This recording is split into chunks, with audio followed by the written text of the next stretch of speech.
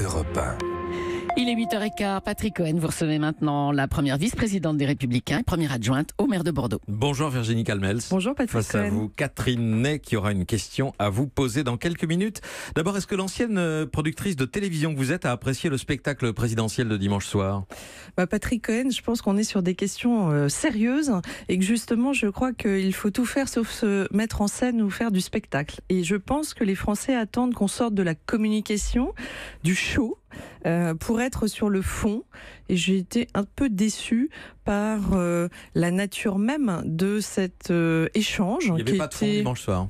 J'ai trouvé qu'en fait c'était un peu brouillon, qu'on n'avait pas des visions très précises et très claires. Peut-être un peu le en même temps d'Emmanuel Macron qui s'essouffle, c'est-à-dire que sur des questions majeures pour les Français comme le respect de la laïcité, la lutte contre l'immigration, les positions sur le terrorisme, on a l'impression d'un flou artistique, alors que je crois qu'on attend aujourd'hui des réponses très claires et une vision très, très claire de la politique qu'entend mener Emmanuel Macron. Vous êtes toujours nostalgique de l'heure de vérité, votre émission préférée quand vous aviez 10 ans. Je l'ai lu dans votre livre. Vous avez raison Patrick Cohen, et c'était mon émission préférée et je trouve que c'était des belles émissions de débat. Alors on va pas faire dans la nostalgie, mais c'est vrai qu'il y avait de la hauteur. Alors, puisque vous êtes en demande de précision, eh bien moi aussi, la France a-t-elle eu raison d'abord de détruire les usines chimiques de Bachar el-Assad ? Alors vous savez, sur cette question, Patrick Cohen, j'aurais tendance à dire qu'il faut d'abord avoir de l'humilité. C'est toujours compliqué, les sujets qui touchent et qui peuvent entraîner la France dans un conflit qui nous dépasse et qui peut être un conflit mondial. Moi, la première chose que je voudrais dire, c'est que je suis d'abord et avant tout française par rapport à ça. Ça veut dire que je pense qu'effectivement, il faut faire bloc, notamment par rapport à nos armées et les soutenir et leur rappeler qu'on est déjà d'abord et avant tout derrière eux. Et faire confiance aussi aux services français pour qui il y a un faisceau de preuves. Oui, alors il y aurait un rapport avec des preuves. Oui, il y a un rapport. Je suis pas là pour contester et j'espère évidemment que le président de la République n'a pas pris une telle décision sans avoir pu valider ces preuves. Maintenant, je ressens quand même qu'Emmanuel Macron est un peu l'héritier de François Hollande qui avait déjà voulu, rappelez-vous, frapper en Syrie, qui s'était retrouvé un peu seul. Et la question que j'ai envie de vous poser ce matin, Patrick Cohen, c'est de savoir si c'est Emmanuel Macron qui a réussi à convaincre Donald Trump qu'il fallait frapper ou si c'est l'inverse. Et malheureusement, dans les déclarations du président de la République dimanche, on a eu le sentiment, il le disait, assez fier de lui, qu'il avait convaincu Donald Trump de rester en Syrie et Washington a démenti cette information hier. Il a été le premier à rappeler la ligne rouge, c'était aux côtés de Vladimir Poutine il y a près d'un an à Versailles. Mais là, il a l'antériorité de la déclaration. Là, il nous a expliqué qu'il avait échangé avec le président américain et qu'il l'avait convaincu de rester en Syrie. Et finalement, Washington a démenti cette information. Ce qui est inquiétant, et la question que nous sommes légitimement en droit de nous poser, c'est quelle est la stratégie poursuivie par Emmanuel Macron derrière ces frappes. C'est pas des frappes pour des frappes. En plus, on n'en connaît pas exactement la portée. La question est de savoir maintenant quelle est la stratégie pour combattre Daesh. Quelle est la stratégie sur la scène internationale et notamment vis-à-vis de la Russie. Ne va-t-on pas rompre le dialogue avec la Russie ? Il est essentiel que ces frappes ne soient pas vaines et qu'on ne se trompe pas d'ennemi. Notre ennemi, c'est Daesh.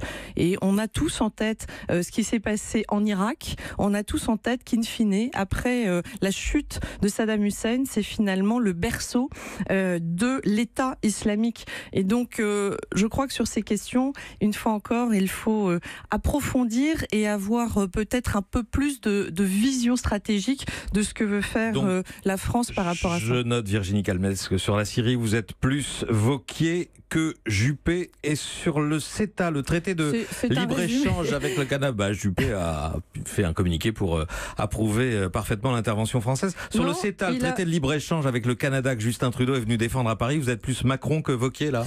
Pardon, mais je rappelle juste qu'Alain Juppé a aussi souligné qu'il fallait aussi prendre en considération et trouver des solutions avec la Russie. Vous voyez, donc c'est toujours un peu plus complexe. Alain Juppé a une pensée complexe et subtil.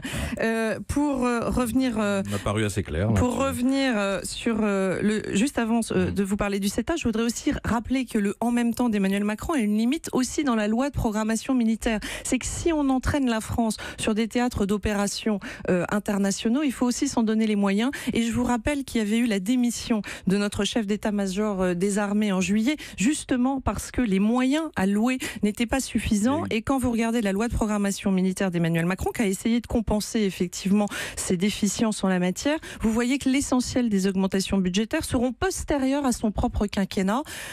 Voilà, ça pose question sur le fait de donner des leçons au monde entier, mais d'en avoir les moyens, Patrick Cohen. Le CETA, on a entendu Justin Trudeau tout à l'heure à 7h30 vanter ce traité de libre-échange. Et vous ? Écoutez, moi je crois qu'il faut être pragmatique. J'ai passé 20 ans dans l'entreprise. Je pense qu'il est essentiel de défendre et de protéger nos acteurs économiques européens. D'ailleurs, à l'origine de l'Europe, il y avait cette volonté de préférence communautaire et la volonté de donner à nos entreprises un marché qui soit plus grand. Quand on a des accords et qu'ils sont dans la réciprocité, à ce moment-là, ils peuvent être intéressants pour nos acteurs économiques. Et c'est vrai que de ce point de vue-là, nous sommes plutôt favorables au CETA. Pour autant, nous ne sommes pas favorables à n'importe quel traité de libre-échange. Et par exemple, notre position a été toujours assez claire vis-à-vis du Mercosur d'être contre. Donc une vision équilibrée de protection des intérêts économiques des Européens dans un monde ouvert. Moi, je crois au monde ouvert, mais avec de la réciprocité. Vous croyez au monde ouvert dans un parti qui n'y croit plus beaucoup. Vous êtes chargée, Virginie Calves, de l'élaboration du projet de LR. Comment allez-vous concilier ou réconcilier la droite libérale qui est la vôtre et celle plus étatique et dirigiste qui est celle d'une bonne partie de la direction de votre parti et de Laurent Wauquiez? Alors d'abord, je ne suis pas chargée seule d'élaborer ce projet. Vous êtes chef de file. Sous la houlette de Laurent Wauquiez, absolument, avec Guillaume Larrivé, avec Luc Ferry, et puis avec des élus, avec aussi des personnalités de la société civile qui auront envie de s'engager pour ce projet. Écoutez, nous, ce que nous souhaitons, c'est offrir aux Français des propositions très concrètes. On n'est pas dans l'opposition stérile à Emmanuel Macron, contrairement à la caricature que beaucoup de journalistes ne me regardez pas comme ça, Patrick Cohen. C'est pas l'impression que donne Laurent Wauquiez souvent dans ses déclarations. Ça dépend des sujets. Regardez sur la SNCF, on n'a pas pu dire autre chose que ce que sont nos convictions. C'est-à-dire que oui, il faut réformer certains statuts, simplement pas forcément que celui des cheminots. Il y a, si vous voulez, nous on s'inscrit dans une vision pour la France avec la volonté de répondre aux préoccupations majeures. Moi je note qu'après 4 heures d'interview, Emmanuel Macron passe soigneusement à côté des vrais problèmes des Français. Les vrais problèmes des Français, c'est le chômage. On l'oublie tout le temps, mais il est toujours pas résolu ce problème. Alors justement, on le résout comment? Avec plus d'État ou avec moins d'État, Virginie Calves? Vous le savez pertinemment. Moi, je suis pas totalement. Je ne suis pas d'ailleurs du tout étatiste. Oui. Je pense que Emmanuel Macron l'est trop. Je pense qu'il croit que tout doit passer par l'Élysée et que c'est l'alpha et l'oméga de la politique qu'il veut mener. Moi, je crois à la décentralisation. Je crois qu'il faut redonner davantage de liberté aux acteurs économiques. Ça passe aussi par une baisse de la dépense publique. Je rappelle qu'Emmanuel Macron ne baisse absolument pas la dépense publique. Et c'est ça qui permettra de baisser les charges qui pèsent sur nos entreprises ou de baisser les impôts qui pèsent sur les Français et principalement les classes moyennes ou les retraités ça, avec cette hausse de la CSG. Ça, c'est le discours, mais dans le concret... Nous sommes tous d'accord là-dessus.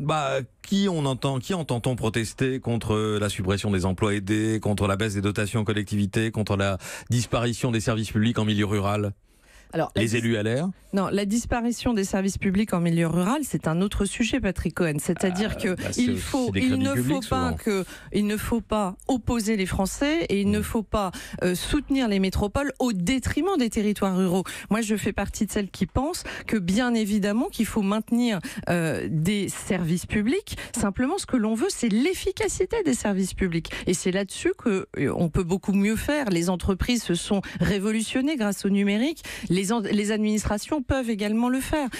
Donc, nous voulons mieux d'État et nous voulons surtout ne pas négliger un grand nombre de nos compatriotes qui vivent en territoires ruraux. Et vous regardez sur les écoles, oui, on dénonce là aussi des renoncements de la parole d'Emmanuel Macron qui avait dit qu'il ne fermerait aucune classe dans la ruralité, alors que malheureusement, on est à près de 1000 fermetures de classes dans les territoires ruraux. Vous voulez moins d'État, mais plus de classes Et plus d'écoles et plus de crédits pour l'éducation. Mais Patrick Cohen, moi je fais pas partie de ceux qui caricaturent en disant moins de fonctionnaires égale moins de policiers, moins d'infirmières ou moins d'écoles. Bien sûr qu'on en veut plus. Mais à contrario, quand vous faites la fusion des grandes régions, par exemple, moi je suis conseillère régionale en Nouvelle-Aquitaine, fusion de 3 régions, et que vous avez 2800 personnes au siège, est-ce que c'est plus de services publics pour les habitants de cette grande région?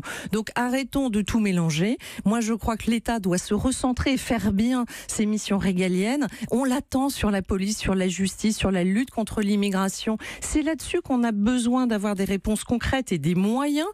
Sur l'armée, on vient d'en parler, des moyens alloués à l'État pour bien faire ses missions régaliennes, mais lâcher un peu la bride aux acteurs économiques, les laisser travailler, arrêter d'emmerder les Français, comme disait Pompidou. Je crois que objectivement, c'est vers ça qu'on doit tendre. Moins de normes, moins de réglementation et moins d'impôts. Question de Catherine Ney. Oui, moi c'est une curiosité. Vous qui étiez la dauphine d'Alain Juppé à Bordeaux, il semblerait que vous ne l'êtes plus. Moi je voulais savoir qu'Alain Juppé va peut-être continuer, et tant mieux pour les Bordelais. Oui, non, mais je voulais avoir l'état de vos relations. Première adjointe, hein. Oui, avec cet homme que vous qualifiez vous-même de complexe, et on sait très bien qu'il n'est pas facile. Oui, depuis que vous avez rallié Laurent Wauquiez, comment ça se passe entre vous, quoi? Mais très bien. Vous savez, il ne faut pas toujours écouter ce qui s'écrit dans la presse. On a beaucoup voulu nous diviser. Je crois qu'Alain Juppé et moi-même avons toujours eu des relations très apaisée.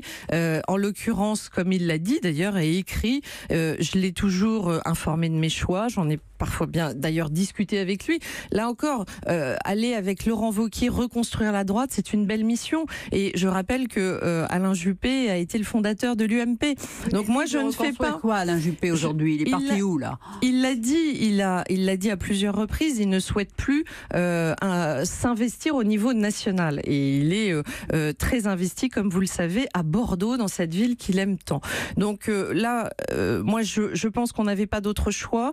Notre candidat n'a pas été qualifié au 2e tour de la présidentielle. Les extrêmes sont très hauts dans le pays. Et moi, je reste convaincue que la droite doit se reconstruire avec toutes ses sensibilités pour montrer qu'il y a un espace politique et surtout un vrai projet concret entre Emmanuel Macron et Marine Le Pen. C'est ça que je m'emploie à faire avec Laurent Wauquiez et avec une toute nouvelle équipe rajeunie, renouvelée, paritaire, qui, derrière le président des Républicains, a ce souhait que la droite se fasse entendre. En 30 secondes, discours d'Emmanuel Macron tout à l'heure à Strasbourg devant le Parlement européen. Vous êtes pour l'Europe de Macron ou pour celle de Viktor Orban? Bah, écoutez, là encore, un peu caricatural, Patrick Cohen. C'est comme ça que le clivage se présente au Parlement européen. Non, je suis pour l'Europe que nous allons défendre, c'est-à-dire une vision centrale entre un fédéralisme, et on l'a senti dans les propos d'Emmanuel Macron, il veut toujours plus d'Europe, un élargissement potentiel aux Balkans, des impôts européens, il a même essayé d'avoir des listes transnationales, il a échoué, et de l'autre côté, des europhobes comme le Front National ou comme la France Insoumise d'ailleurs, nous croyons à l'Europe. Orban, il est chez vous au PPE? Mais Orban, oui, le PPE, comme vous le soulignez, d'ailleurs, l'Europe est à 27, donc évidemment, avec 27 pays, vous avez des touches différentes de sensibilité, mais nous, ce que nous voulons, c'est d'abord et avant tout l'Europe qui protégera les Français, qui aura la capacité à régler les grands défis qui sont devant nous, et notamment le défi migratoire. Merci Virginie Calmel, vous êtes venue ce matin au micro d'Europe 1 en direct. Merci. Europe 1.